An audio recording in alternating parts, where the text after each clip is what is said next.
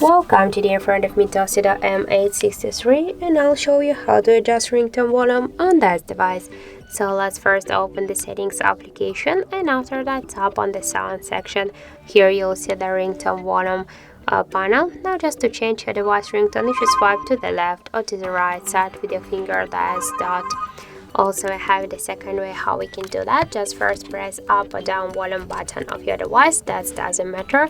Then click here on this settings icon, and by the same way you will see the same ringtone volume panel. You can also switch your device ringtone volume. Then just tap here to down to save the changes, and that's it. So thank you for watching, and if you find this video helpful, don't forget to leave a like, comment and to subscribe our channel.